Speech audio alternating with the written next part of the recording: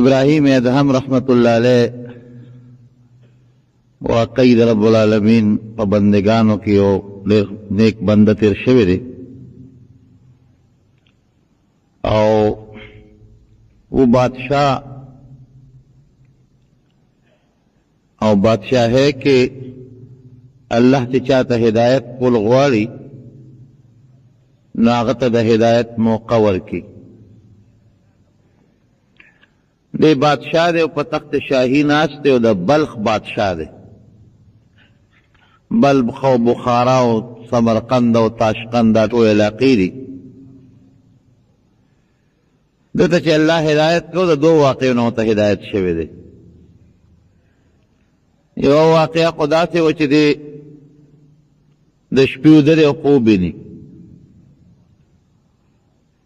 او په خوب کې ورته یو سړی راغی، د هغه سړي نه اوښ ورک شوی دی او ورپسې ګرځي. ابراهیم ادهم دې تپوس کې هلکه څه کې ما نه اوښ ورک شوی دی هغه ګورم. نو یې اوښ خو په صحرا کې ګوره چې کوم ځای دشتي او بیاباني هلته اوښ پسې ګرځه. دا خو د بادشاه محل دی او دویم دریم چت دی، دلته اوښ څه کوي؟ ته اوښ په بادشاه محل کې ګورې، د اوښ د روکېدو ځای وپېژنه. دی ورته په جواب کې وایي هغه سړی وایي خلکه دا د اوښ ځای نه دی،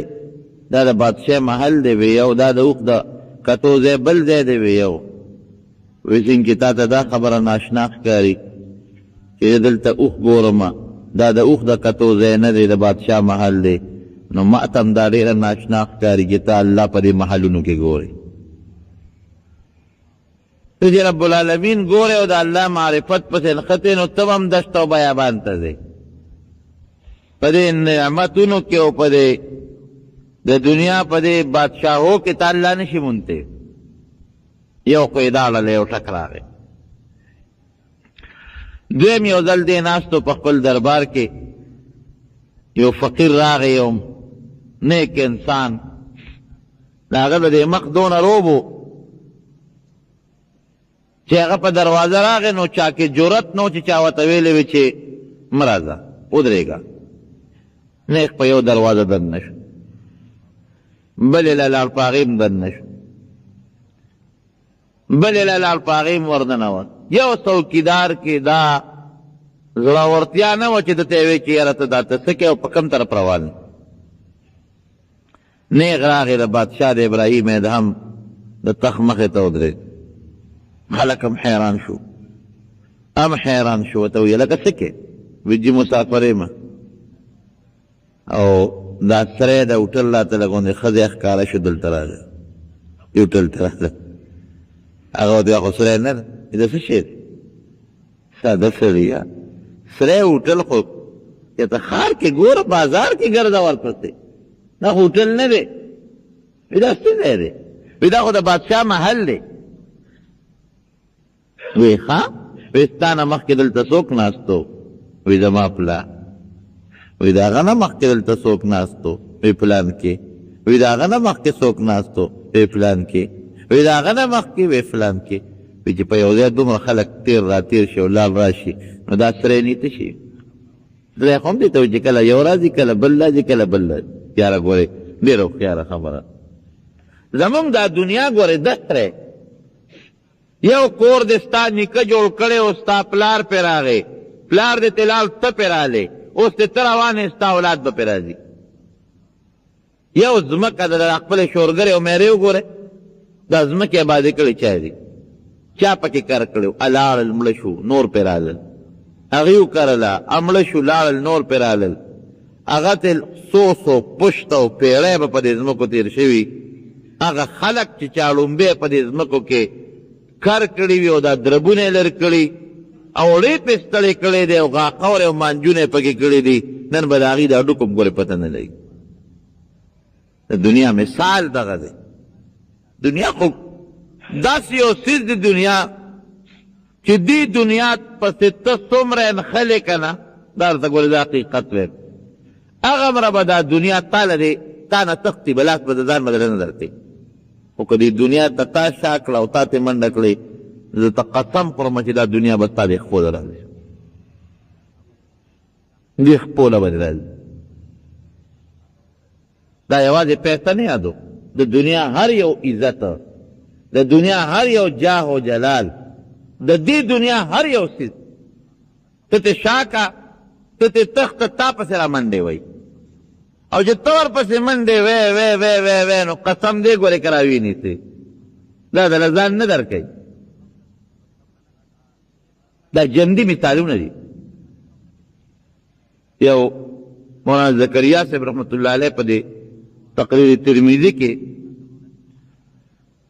په دې اول تقریر بخاری کې په دې اول کې لیکلي دي چې یو سړی راغی جومات ته، جومات ته راننوت نو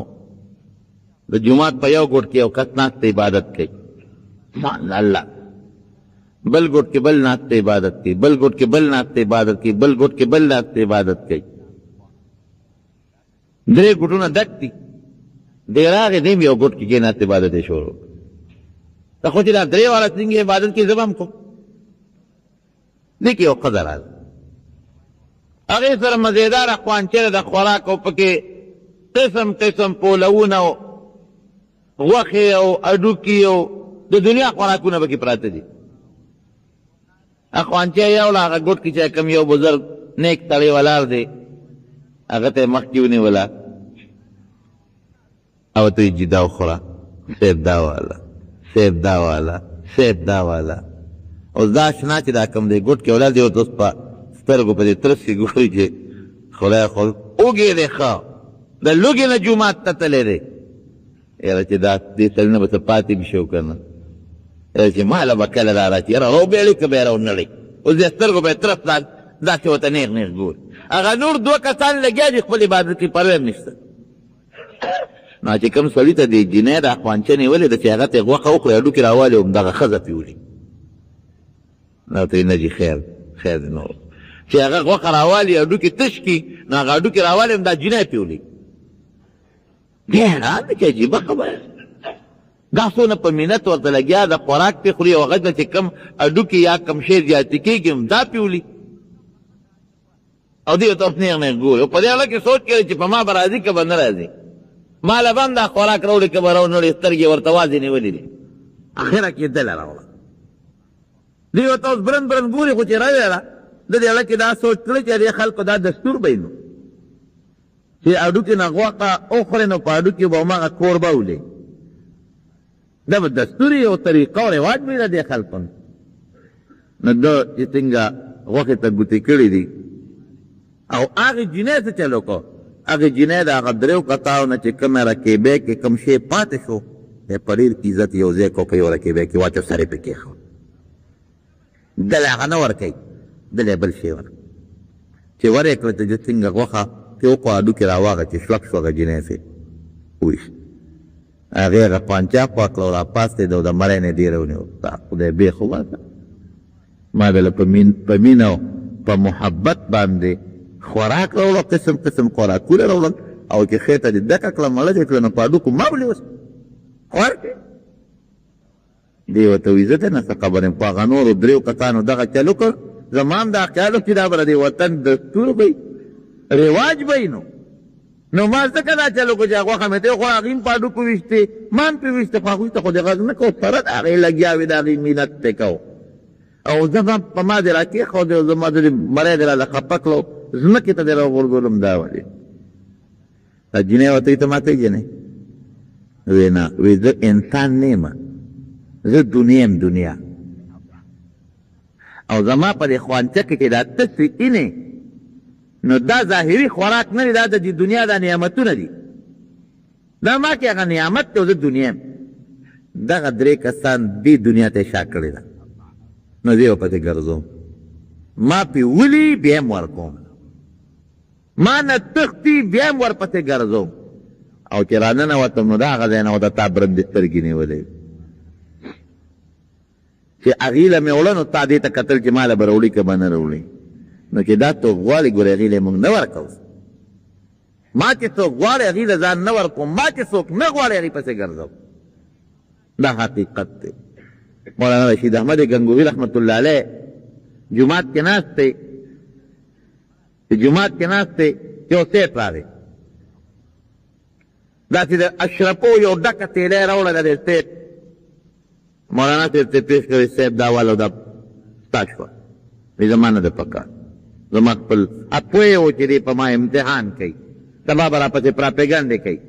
لکه تاسو د مولیانو سره کوی نه په دې مقبرو کې د اسقاط بعض خلک وایي تر اسقاط نالې ولې نالې دا ناروا دي نه ولې نه وړې زه هم دا ستا سره وجې ده نو تاسو یې راوړی دی نه چې د معمولې پې خدای وبخي مولیان پې تست کوی اورې کې هغې غریبانان تا ته خو نه کې اسقاط راوړ کم ملا به داسې چې ته اسقاط راوړې جنازه به دې نه کوي لیکن هلته کې اسقاط وله راوړو بیا یو بل ته ولاړې په ګوتو اشارې کوي پلانکي هغه دې والی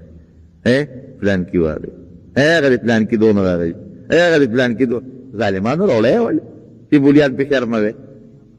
دا راوړی دې دپاره چې دا مولیان پې شرموي تاسو د ملا د شرم دپاره د بېعزتۍ دپاره ولې دا خیرات یوازې په مقبره کې کېږي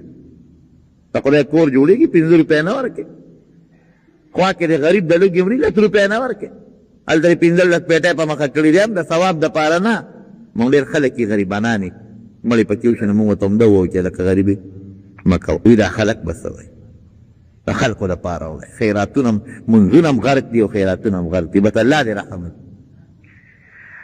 نو هغه په دغه غلط نیت راوړه ورته یې وایي دا شعر دا مې درله راوړی دی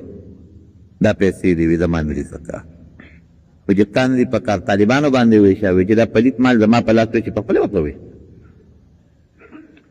نو چې دا سړی بار ته و دا تیک نو د مولانا ته پاڼې پرتې وي نو په پاڼو کې ورته روپۍ واچول ډبلې روپۍ او لاته ګوټ کې پټ شوي زه ګورم چې ته اخلې که نه اخلې هغه زه هم زما د وجې دی نه رسي هغه دا خیال و چې زه نه یم نو وابل جي کې به واچي دی را روان دی چې هغه د جومات نه بار نو په پاڼه کې خپه ورکوله نو خپه پکې نه تله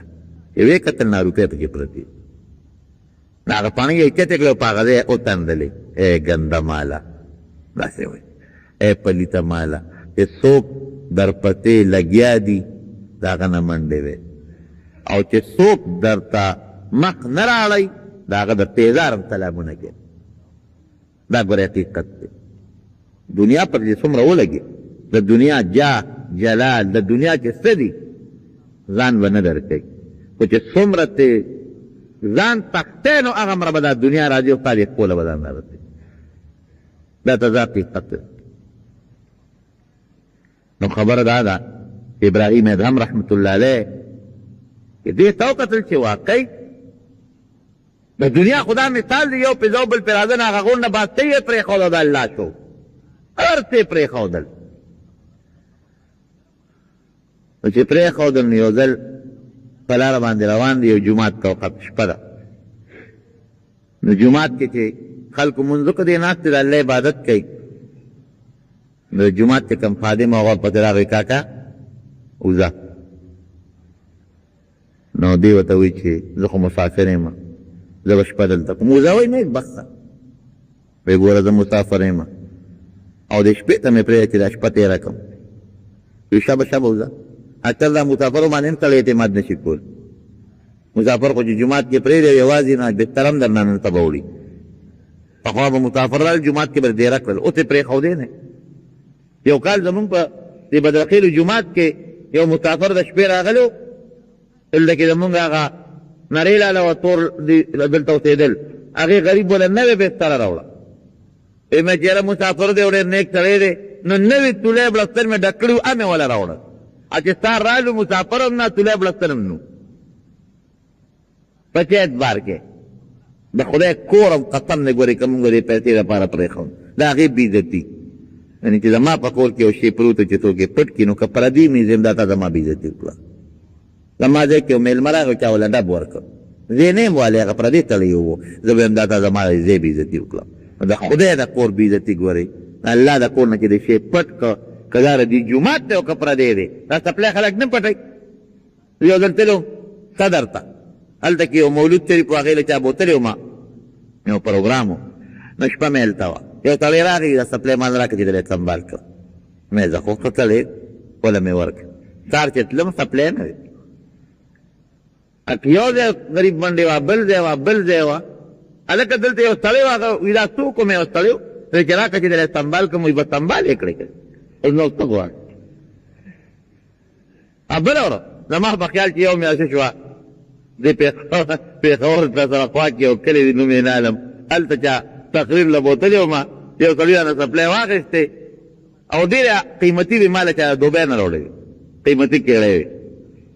ما ته هغه چې چا راوړې ګورې مولوي صاحب خیال یې ساته وي دا هلته کې په دوبۍ کې ما 500 روپۍ اخېستې هغه چې بیا تقریر مې خلاص دی یو سړی و هغه رانه واخېست یو پېژنده مې هغه سړی هغه ته لکه زما څپلی وي دا دی مې کېښودی هغې نه خلاص شوم بیا په شلېدلو کېړو کې رالم د خدای کور نه قسم دی دا خلک لاکي دلته دې جومات کې مونږ یو کال هغه پروګرام کوو د مور تنګي او مولوي صاحب د بنار ضرور الحق دی هغه مو تقریر راغو ته تقریر یې وکړو چې ته سپلی دې چا پټې کړې اوس هم ما ته کله وي زموږ جومات ته نه راځې وي ښه چې بیا رانه څوک سپلی پټې دا زموږ حال جومات نه پکي پټه وه جانمات پټه وه سپلی پټه وه درې پټه وه د جومات پم پټه وه دا څوک دي دا خو د هندوستان نه او د امریکې نه او د روس نه کافر نه دی راغلی دا ستا مسلمان رو سبا چې دا مړ شي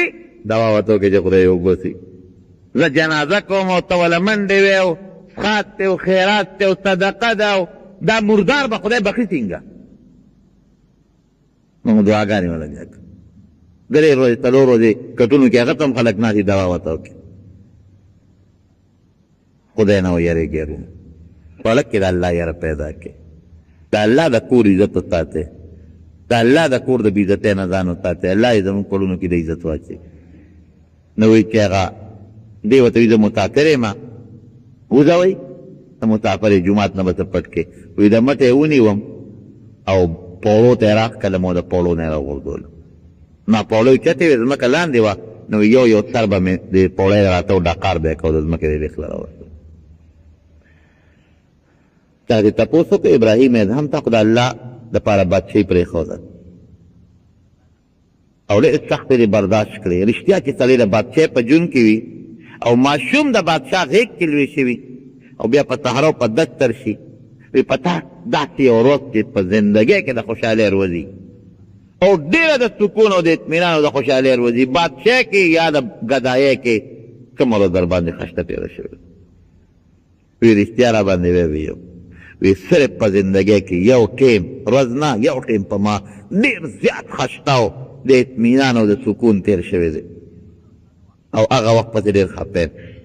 وی کوم وخت و وی چې هغه جومات کې هغه کلي نه پرېښودم او د پوړو نه یې راقطع کړم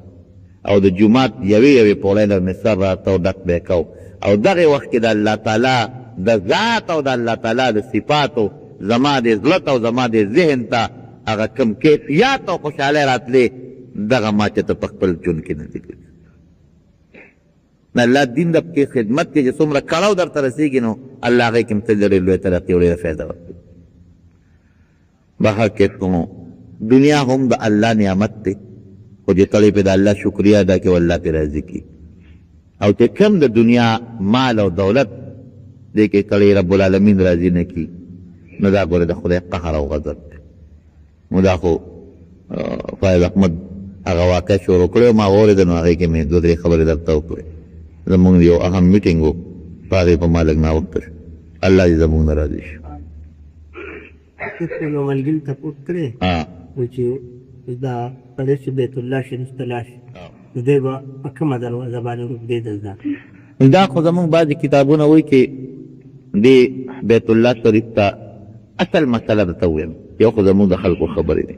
بیت الله شریف ته چې سړی نه نوځي نو په کوم دروازه چې دی ورغې نو ورتلی شي د نبي علیه السلام په زمانه کې د بیت الله شریف دروازې نه وې نو دا په یو دروازه وتل او په یو دروازه راوتل دا نه د حج حکم دی په احکامو کې یو حکم دی نه د عمرې او نه د طواف د پیغمبر علیه السلام په زمانه کې د دې بیت الله شریف یو دروازه نه وه داسې نه وه چې نبي علیه السلام د پلانکې دروازه نه نوتو په پلانکې دی روت نه د حضرت ابوبکر صدیق رضی الله په زمانه کې وه نه د حضرت عمر فاروق رضی الله عنه په زمانه کې وه دا وروسته جومات جوړ شوی دی او خلکو ول دروازې جوړې کړي بعضې کتابونو کې بعض علما له تلو خو نه وایي او د راتلو متعلق وایي چې سړی په باب السلام باندې روځي د بیت الله شریف نه نو رب العالمین به بیا حج له بوځي بیا به الله حج له بوځي بعض علماء دا لیکلي کیدای شي دا ته د حدیث الفاظ نه دي او نه ته قرآن حکیم کې شته نه د صحابه کرامو په قولونو کې شته بعضې بزرګانو به لیکلي که هغوی ته کشف تر معلومه شوي نشم ویلی خو دا شرط نه دی چې په دې دروازه ننوځه او یا په دې دروازه روځه ځکه د دروازې وروسته جوړې شوي دي د نبي علیه السلام او صحابو په زمانه کې د جومات دا دروازې نه وي دی وایي چې زما یو خاص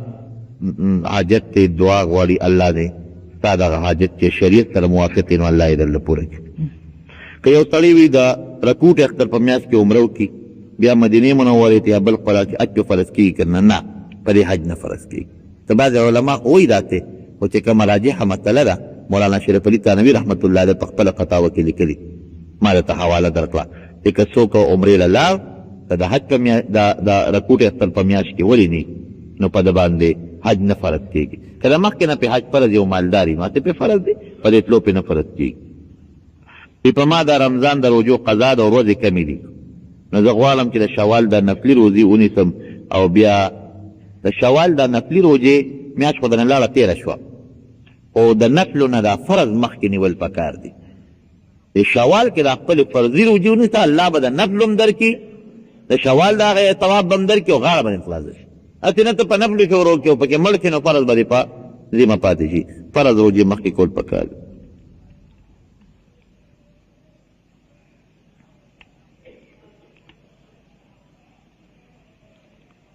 دا خو تا دا لوی اختر مسله تپوس کړی دی دوی چې زه امام یم او ما له خلکو د قربانۍ څرمنې راکوي او زه په هغې باندې مالدار شم نو په ما دا قربانۍ څرمن نقده مالدار نه م ورکولی شي او غریب له م ورکولی شي چې یې خرڅه کړي نو پیسې به بیا غریب له ورکوي او چې خرڅه کړي دي نه که نه نو چې نقده څرمن وي هغه مالدار له م ورکولی شي او غریب له م ورکولی شي دلته حدیث پاک کې راځي چې د هر جنتي په کور کې به څلور ولې بیږي یو د شاتو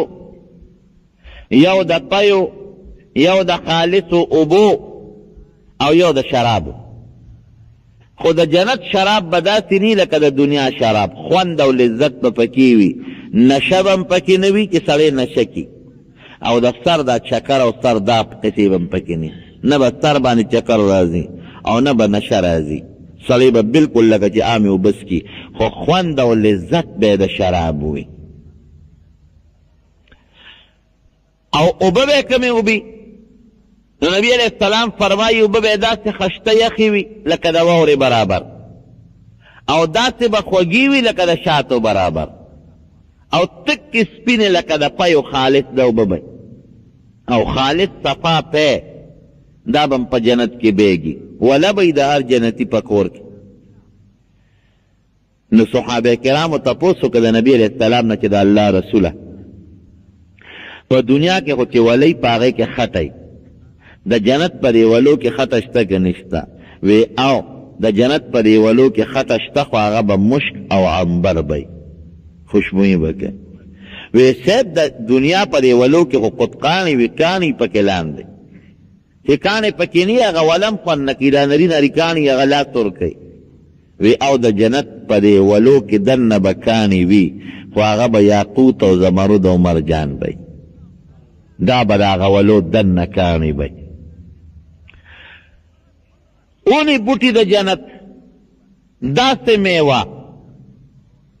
د دنیا دا میوې چې دي و اتو به متشابها قرآن کې الله فرمایي د دې په شکل میوه به چې سړی یې پېژني چې دا خو سیب دی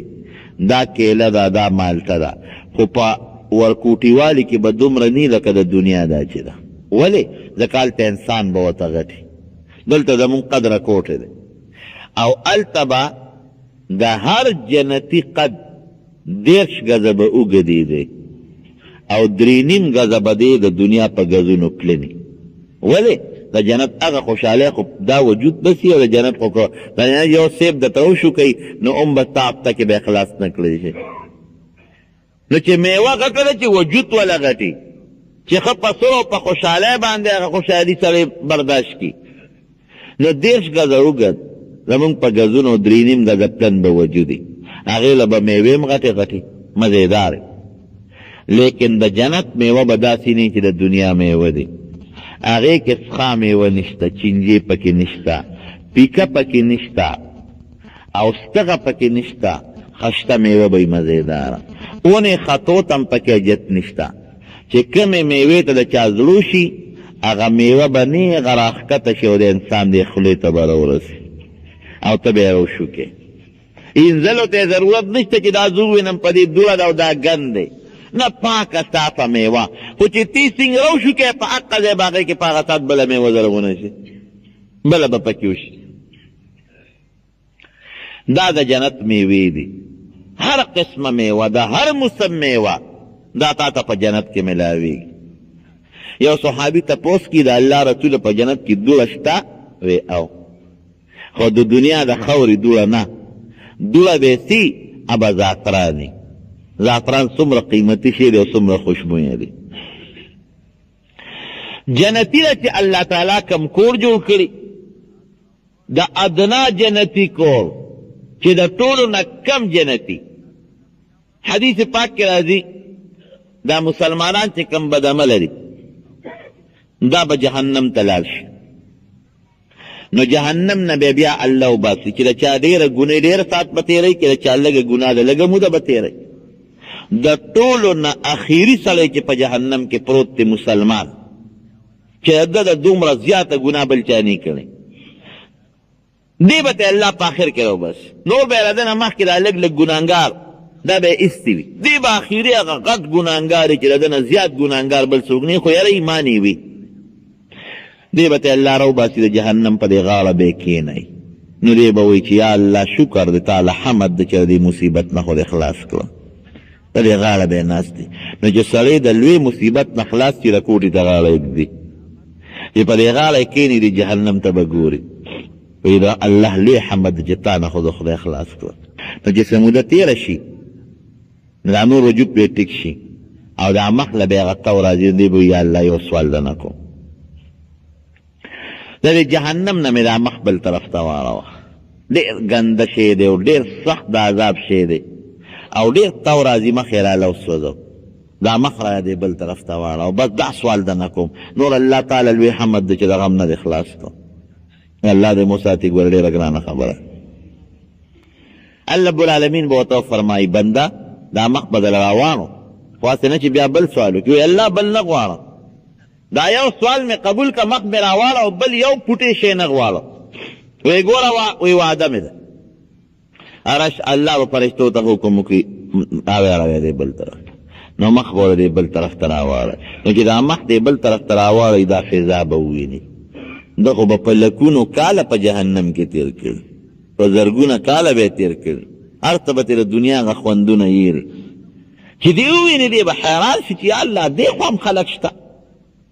سورې هم شته، سورې به وویني، اوبه به وویني، نو دا شا به یې ته ووایي او دې خوا چې دغې ته وګوري نو دی به زړه کې وایي چې لږ غټ سوال مې کړی وی نو ښه به نو چې څه موده به غلی غلی بیا به یا الله دا مقامق سورې دی، لږ غوندې سورې دی، لږې غوندې اوبه دي ورسره. نو رب العالمین ما دقې سورې ته ورنږدې کړه چې لږ د دې لاندې شم، د دې تو نه خو خلاص شم، او لږې غوندې اوبه دي یو څو ګوټه چې ده وڅښم. الله به ورته وفرمایي بنده دا وختي ما سره وعده نه وکړه چې بل سوال به نه کوو. وی الله بس دا یو مې قبول که. دې بله کې وایي که د دې نه غټ سوال وکړم هسې نه الله په قهر شو بیا مې جهنم ته ونه غورځوي، یهېږي به غریب. الله بس دا سوال ده نه کوم بل نه کوم، وی ګوره یو ځل دې وعده خلافي وکړه، وی نه الله بیا نه کوم، بس دا وعده. او حدیث کې راځي نبي علیه السلام فرمایي چې الله له به قسمونه به الله ته وخوري، وعدې به ورکړي زما د ستا په ذات قسم وي وعده در سره کوم، بل سوال نه کوم، خو دغې لږ سوري ته مې نږدې کړه، لږې اوبه به وڅښم، تا به یې ته ووایي او دې خوا چې دغې ته وګورې نو دې به زړه کې وایي چې لږ غټ سوال مې کړی وی نو ښه به نو چې څه موده به غلی غلی بیا به یا الله دا مقامق سورې دی، لږ غوندې سورې دی، لږې غوندې اوبه دي ورسره. نو رب العالمین ما دقې سوري ته ورنږدې کړه چې لږ د دې لاندې شم، د دې تو نه خو خلاص شم، او لږې غوندې اوبه دي یو څو ګوټه چې ده وڅښم. الله به ورته وفرمایي بنده دا وختي ما سره وعده نه وکړه چې بل سوال به نه کوو.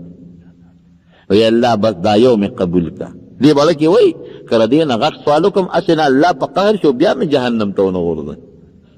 یهېږي به غریب. الله بس دا سوال ده نه کوم بل نه کوم، وی ګوره یو ځل دې وعده خلافي وکړه، وی نه الله بیا نه کوم،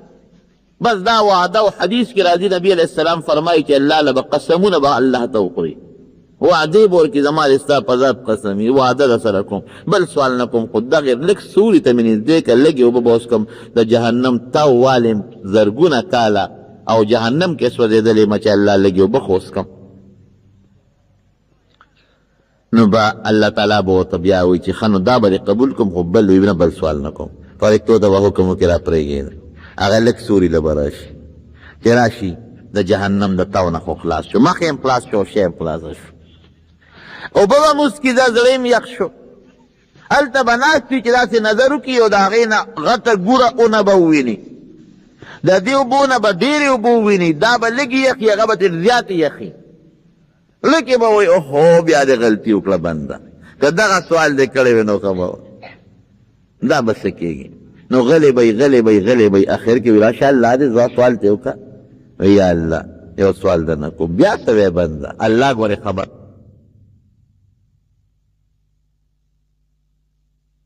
ګورې خبردار دی ښه هغې سوري له مې بوځه هغه سوري م لږ ګورو دی دلته مې ګرمي کېږي او هغه اوبه م لږ یخې دي او دا اوبه هغسې یخې نه دي یا بنده نو تا دوه ځله سوال ونه کړه وی بس الله دا یو مې بل ومنه وی تا چې قسمونه خوړلې او دا وعدې دې را سره کړې وې وی بس الله دغه مې څه کړي خو بس دا یو سوال د اوس بل کوم بل نه کوم وی ګوره بل به وکړې وی خدای ستا په ذات مې دې قسم چې بل به نه کو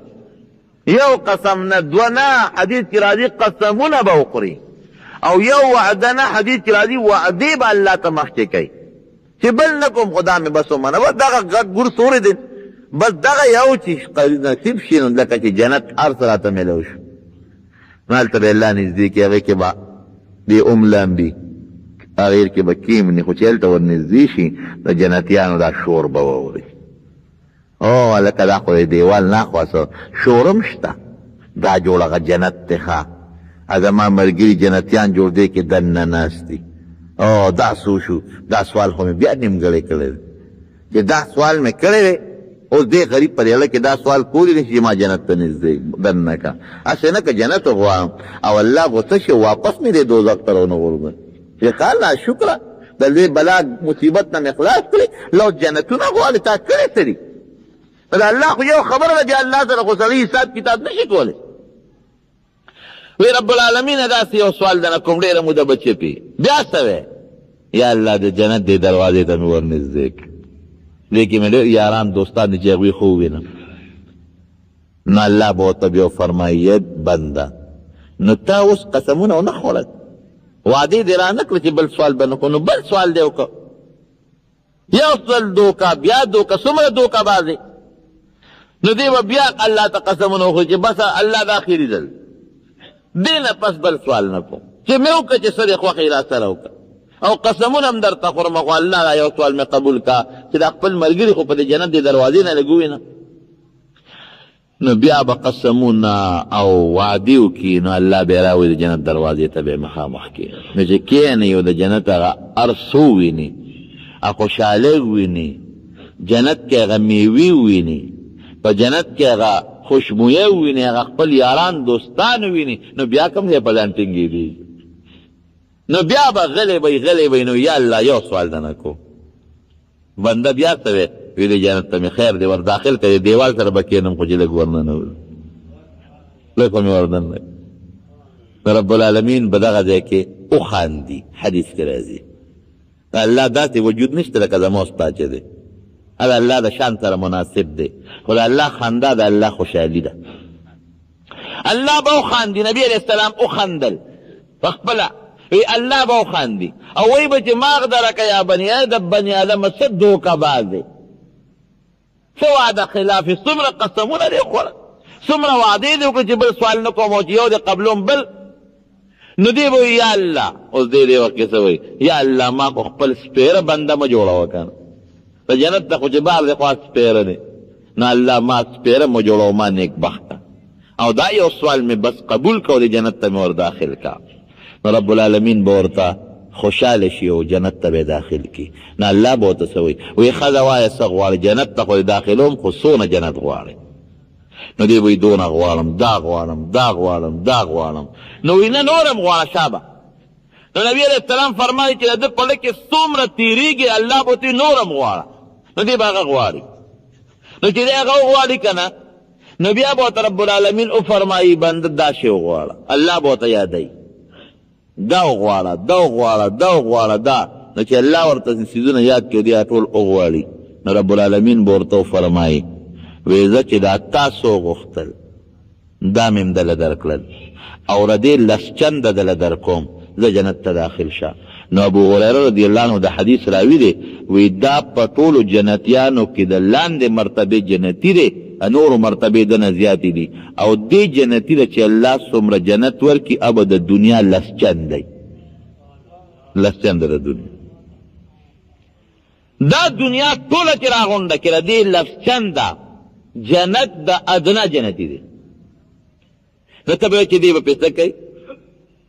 جنت کې خو یو لږ رکوټې غوندې کورم کافر په دې به دې څه کوي نه دې چې کوم ځای ته رسېدل غواړي دا خو د دنیا لارې او موټرې نه دي او نه د دنیا سایکل دی چې ته پیسو شو ګرځې او یا پخ په منډه وې نه که ته یو ځای ته تلل غواړې نو سترګې به پټې کړې او هغه ځای به په دې زړه کې راولې هلته به ورسې طاوا به هم پکې خلک الېږي لاس به وخوځې خپې به وخوځې لکه د مارغه پکې په خپله هم الوتې شي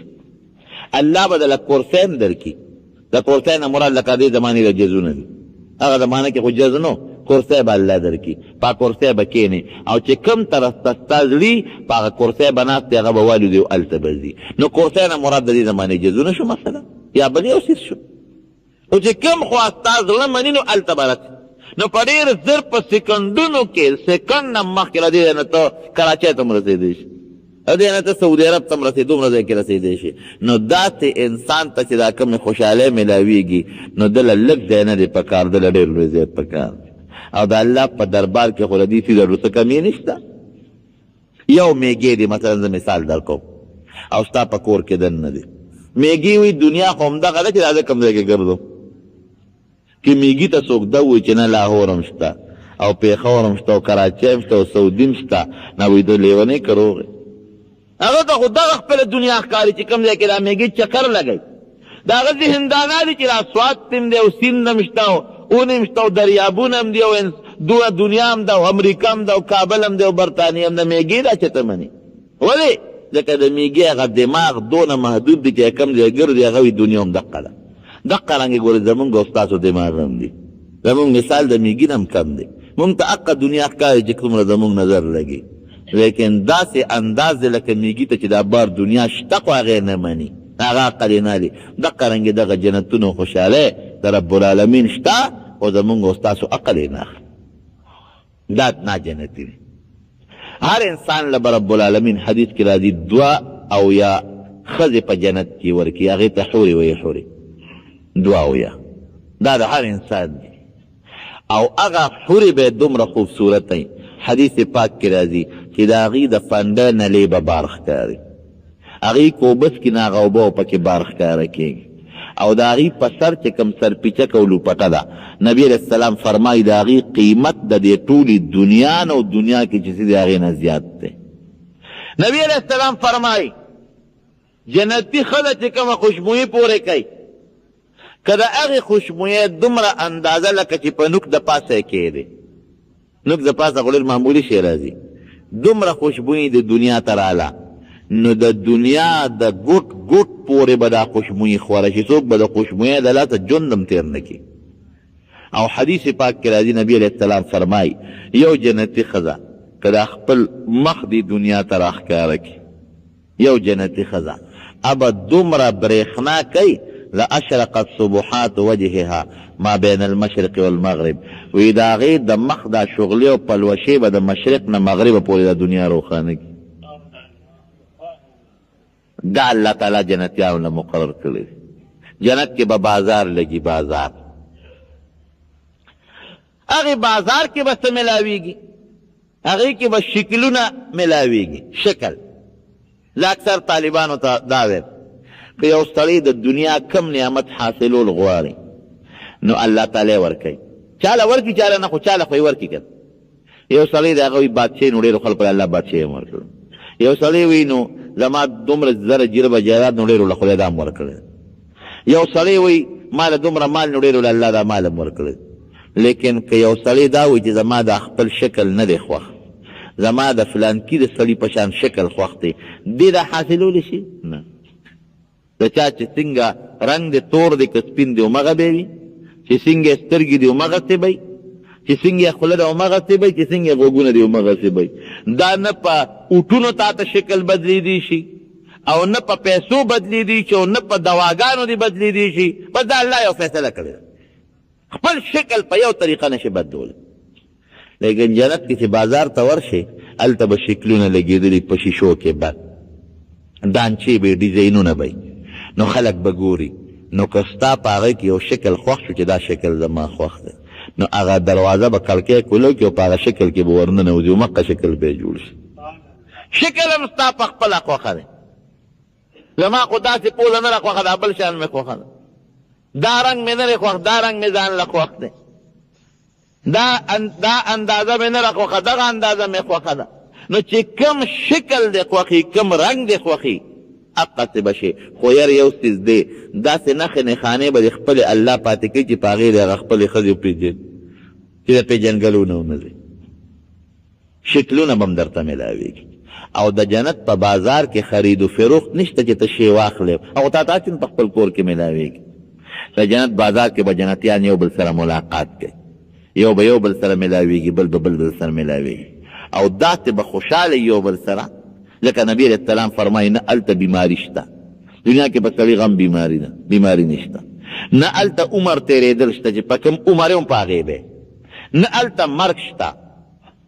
مرګ هم نشته. نه هلته د دنیا دا غمونه شته.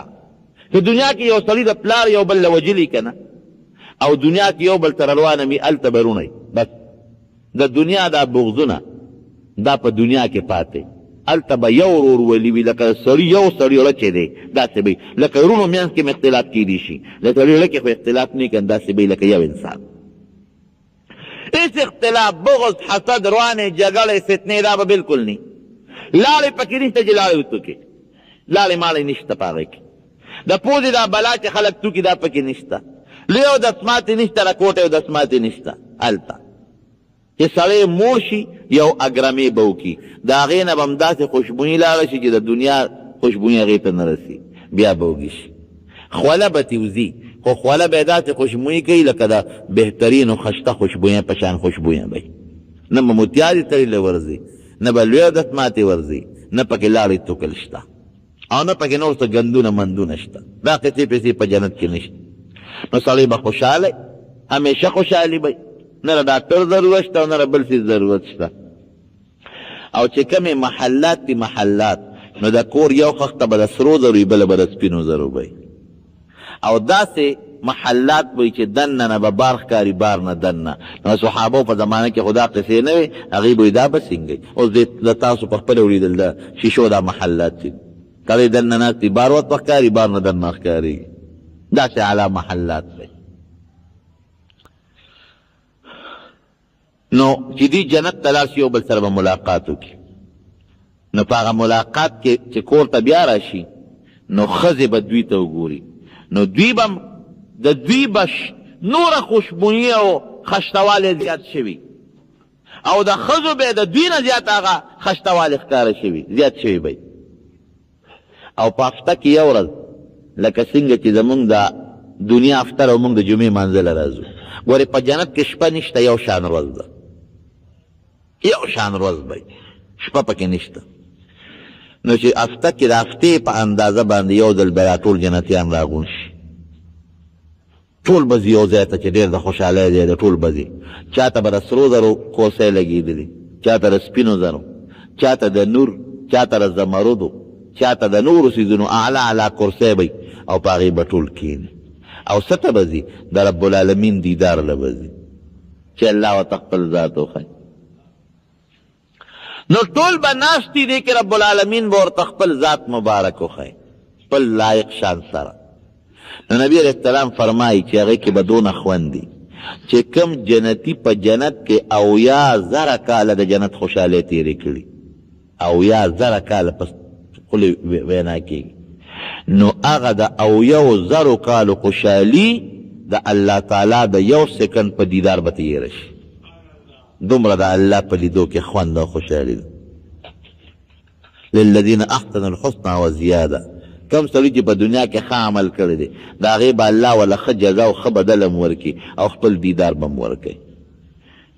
نو حدیث پاک کې نبی علیه السلام چې فرمایي نو یو قرات پکې روایت پکې نام چې انا اجزا به د جنت د جنتیانو د بدلونو نه یو بدل د رب العالمین دیدار هم دی. دې ته به الله تعالی خپل دیدار ورکوي. یو مخصوص دروازه د باب الریان ورته وایي. دا بره دروازه کولو شوې ده دې کسانو ته بار کسانو ځای نشته بره دروازه ورته کولو. باب الریان ورته وایي. باب الریان ورته ولې وایي؟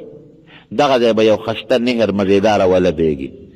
نو په دغه وله چې ابه صرف روجهدار به پې داخلېږي بل څوک نه. نو چې روجهدار په هغه وله ورځي نو د هغې نه به اوبه څکي. نو نبي علیه السلام فرمایي چې یو ځل د هغې ولې نه چې اوبه وڅکلې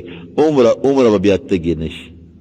وردام دا تاسو زه خبره کوم د جنت دا خوراک چې خلک خوري اوږې کېږي به نه. د جنت اوبه که څوک څي تږي کېږي به نه. دا به د خوند دپاره خوراک او څښاک کوي. هلته لوږه تنده نشته نه لوږه تنده به د ده راځي نه نو سنګ به ختمه شي. یو صحابي د نبي علیه السلام نه تپوس وکړ وی د الله رسوله وی جنت کې به څوک فصلونه کري وی او یو سړی وی هغه به رب العالمین ته دا درخواست وکړي چې یا الله زما غنم وتړه شوی دی غنم کرم. نو رب العالمین به له تخم ورکړي. نو دی به لړ شي ځمکې له هغه تخم به پکې وکري. نو په رب په سترګه کې به هغه تخم زرغون هم شي ابه کامیاب هم شي ابه لو هم شي او د هغې نه به ډېري غنم هم جدا شي. نو الله به ورته وفرمایي وی واله ای بني آدمه ستا خېټه په یو شي نه ډکېږي. توس غنم څه کوې د خدای نیکبخت تیاره ډوډۍ د راځي په غنمو څه کوې تیار درستخان به راځي. او ګوره دنیا کې خو چې سړی عامه ډوډۍ خوري نو خو سړی هر څه خوري خو چې دی میلمه شو د میلمستیا ډوډۍ بل شان دي. نو جنت کې به هر وخت چې سړی خوراک کوي نو هر وخت به میلمه عامه ډوډۍ به نه د میلمستیا خوراک واجب هر وخت به جنت کې میلمه او میلمه به د چی میلمه به د رب العالمین نزلا من غفور الرحیم. هر وخت به د خوراک د میلمستیا به د الله د بل چا باندې. نو چې د میلمستیا خوراک دي او ویم د رب العالمین نو د هغې اندازه استاد ولګوه. نو خبره مې وروڼو دې پورې کوله چې د جنت دغه خوشحالی دی لیکن یو سکند چې د الله تعالی دیدار وکړي د جنت دا او یو زرو کالو خوشحالی به درنه یېرې شي. او یو څیز درته بل ښیم چې هره روژه کې زه بیانو صلات تسبیح خامخا کوئ. صلات تسبیح داسې یو منځ دی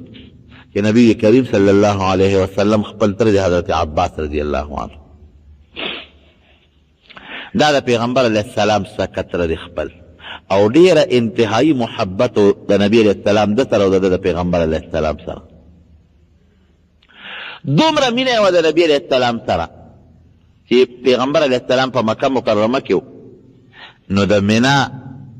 په میدان کې د یو غونډۍ لاندې د حج په دې موسم کې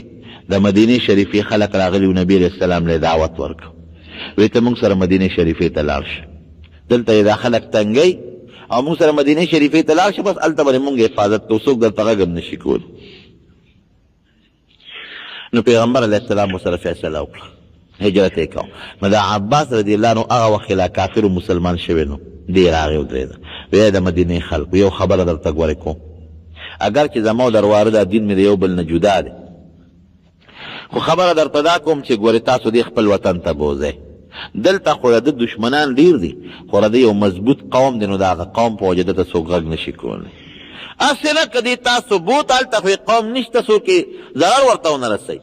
نو زما دې واره ته ګورې که چا پوټې نقصان هم ورسو د هغې تپوس به ګورې ستاسو نه کوم سوچ پې وکړې که ښه حفاظت زما د دې واره کولی شی نه بویې او که نه شی کولی مې بوز دې مینه وه. او چې کله نبي علیه السلام مدینې منورې ته هجرت وکړو نو د هجرت په 2م کال باندې د بدر جنګ شوی هم په رمضان کې شوی که موقع پېښه شوه نو شاید چې دی ته بیا بله جمعه وکړو د بدر غذا په رمضان کې شوی وه. نو په هغې کې 80 کسان کافران مردار شوي او 80 کسان کافران مسلمانانو نیولي جمدي بوتلي. نو په هغې کې یو حضرت عباس رضی الله عنه دغه وخت دا کافر دی نیولي چې دی ونیوه نو دا قیدیان د کافرو مسلمانانو لاسونه ورله شاته تړلي او یو دوه قیدیان یې په تقسیم کړي په مسلمانانو دا ځان سره کورونو ته بوځي. اتفاقا حضرت عباس رضی الله عنه چې چاله ورکړو هغه د پیغمبر علیه السلام ګاونډي نو دل هم شاته لاسونه تړلي چې دا اونه تختې چې ته روانې ونه کړي. نو چې لاسونه یې تړلي نبي علیه السلام د شپې بار راوتې ام المؤمنین ده هغه فرمایي وی نبي علیه السلام به کله دننه د کوټې نه بار راوته او کله به کوټې ته دننه کله به دننه کېده او کله به بار کېده. نو وی زه پې پېښ شوم وی زه ورنږدې شوم چې د الله رسوله ولې دننه بار کېږي وی ما ته یې غږ ونه کړ خو زه پې دومره پېښ شوم چې هغه دیوال نه هغې غاړه حضرت عباس هغه کور کې و هغه له مټې لږې سختې تړلې شوې وې نو هغه به زبېرګي کوله حضرت عباس د هغه د هغه زبېرګو د وجې نبي علیه السلام له خوب نه ورته کله به دننه کېده کله بار کېده لیکن دومره انصاف و په نبي علیه السلام کې چې نور قیدیان هم لاسونه تړلي دم تړلي و دا سفارش یې نه کو چې د ماره تر لاسونه ګورې نرم کې د ټولو به یو حال. نو دا ام المؤمنین د مسلمانانو مور پوه شوه نو سوال جواب یې هغوی ته وکړه چې دا عباس بیرګي کوي او نبي علیه السلام له خوب نه ورځي سفارش خو نه کوي. نو هغه لاسونه لږ نرم کړل چې بیرګي په قلار شو د هغې نه پس پیغمبر علیه السلام وده شو خوب چې سار قیدیان ټول پیش شو نو حضرت عباس د نبي علیه السلام نیا د مدینې منورې وه د هاشم بیبي د عبدالمطلب مور د نبی علیه السلام د نیکه مور دا د مدینې منورې وه. نو د مدینې خلک راغونډ شو هغې وی د الله رسوله څه فیصله به کوو مهاجرم نو دا فیصله یې وکړه چې دین و فدیه والو جرمانه به ترې والو د یو قیدي نه وپرېبېد. نو د مدینې خلکو وی مونږ خو د عباس نه فدیه نه الو دا زمونږ خورایې دی دته یې مونږ بخو. د دواړو جهانو مبارک سردار او فرمایل نه عدل او انصاف دا دی چې د پردي نه الو د خپل نه به سر کېل عباس ته ته هم فدیه ورکې. عباس ورته وی د الله رسوله تا ته خو پته چې زه مسلمان یم خو پت مسلمان یم کافرو په زور راوستی وم ځان سره ورته یې وی کاکاجي پت مسلماني دی یو الله ته پته ده خو راغلی د کافرو سره په سب کې مونږ نیولې ته به فدیه ورکې او ته به ډبل ورکې د ځان به م ورکې او ستا واره د عقیل د علي صاحب رور د هغه به م ورکې ځکه غریب دی او ته مالدان دی. ورته وی د الله رسوله وی تا ته خو پته ده چې زه م غریب یم ما سره څه نشته وی ښه کاکاجي تا سره څه نشته دی نه وی ته چې کله را روانېدې نو تا خپلې ښځې له ام الفضل له یو بټوه ور نه کړه چې تا ورته وی چې دا ځان سره کېده که زه مړ شم نو ستا به پکار شي او که زه جمدې رالم ماله به یې راکړي. تا ام الفضل له خپلې بیبي له هغه بټوه نه ورکړه وی دې نه یو زه خبر یم یو زما ښځه خبر او ته ته الله خبر کوي معلومیږي دا چې ته بالکل په رښتونې پیغمبر رښتونې رسول. هغه ډبل فدیه ترې واخېسته امید یې خپله واخېسته امید یې در واره واخېسته دا د نبي علیه السلام انصاف و مینه یې ورسره دومره زیاته وه چې د هغې اندازه نشته دومره مینه چې یو ځل دی راغی نبي علیه السلام ته کېناسته اسلام نه پس وی د الله رسول چې مونږ تا سره ناست یو نو وی دا خلک زمونږ قدر کوي او چې ته پاس دی نو مونږ ته هغسې نظر بیا څوک نه کوي. نو نبي علیه السلام نیغ راغی او ادرک او صحابو ته یو تقریر وکړه وی واورئ ګورئ ای خلکه عباس زما تره دی او تره د پلار په ځای وي ګورئ که جا عباس خفه که نو زه خفه کړم او که چا زه خفه کړم نو ګورئ لوی الله خفه کړ. دومره مینه وه د حضرت عباس رضی الله عنه او هغه ورسره څونه مینه د هغه نه یو ځل چا تپوس وکړو وی ته مشر او که نبي علیه السلام مشر دی نو عباس رضی الله عنه ورته وی لږ فرق و په عمر کې د ځوانو وی ته مشر که نبي علیه السلام مشر دی وی انا اصن وهو اکبر وی په عمر کې ته زه زیات یم او نور مشر هغه دی ګوره ځکه هغه پیغمبر دی مونږ په ایمان راوړو نو نور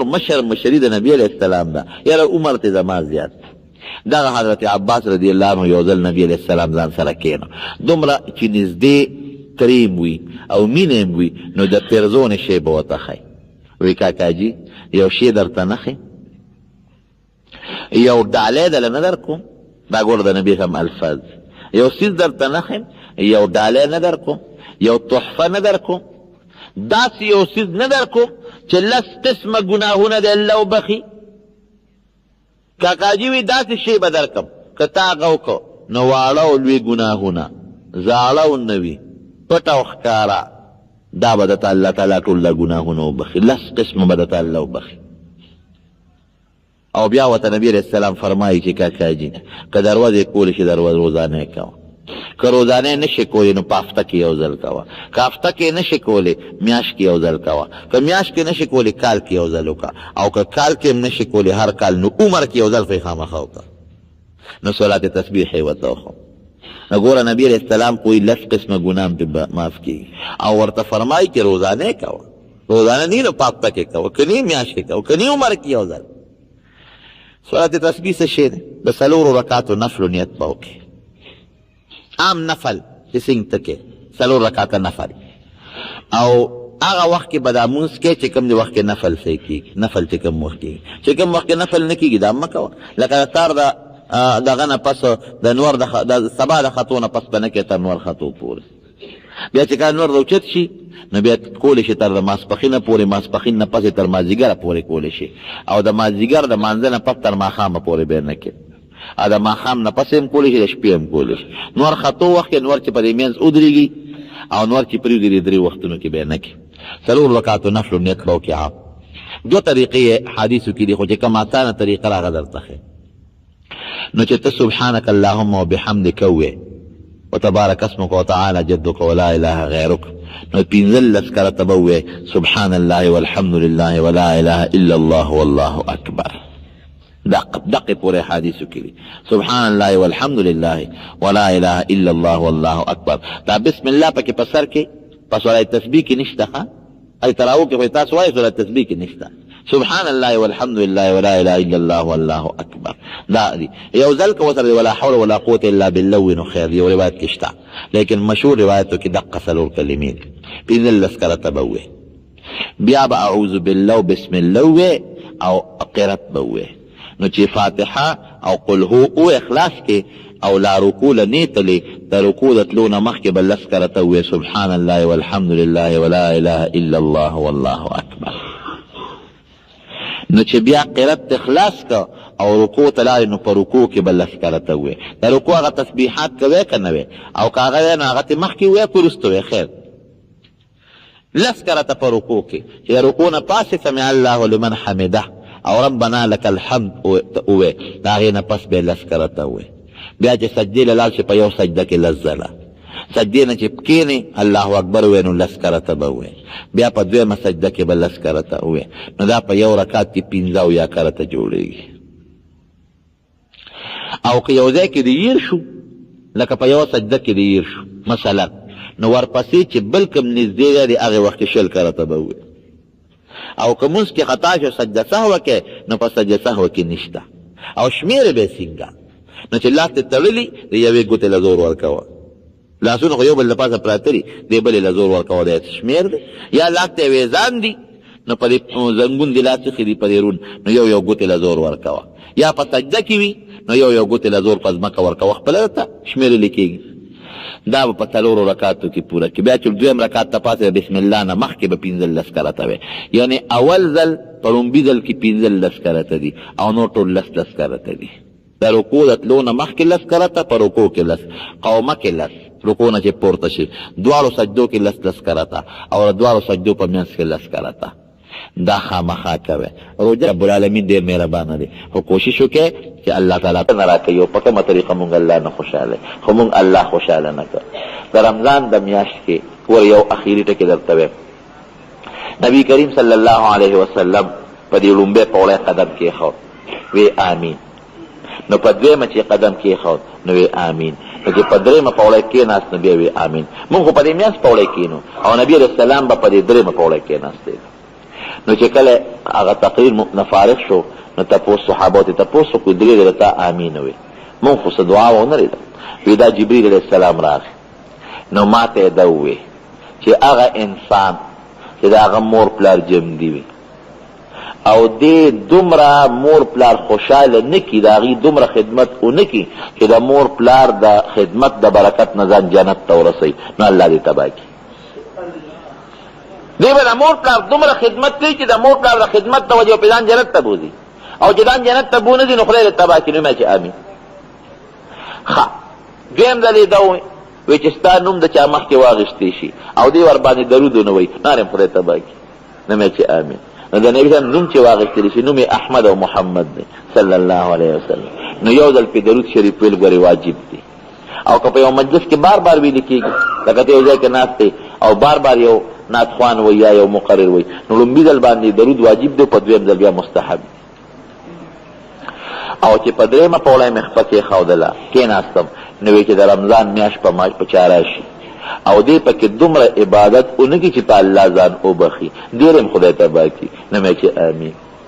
نو دومره عبادت به پکې کوی چې ځان په خدای وبخي،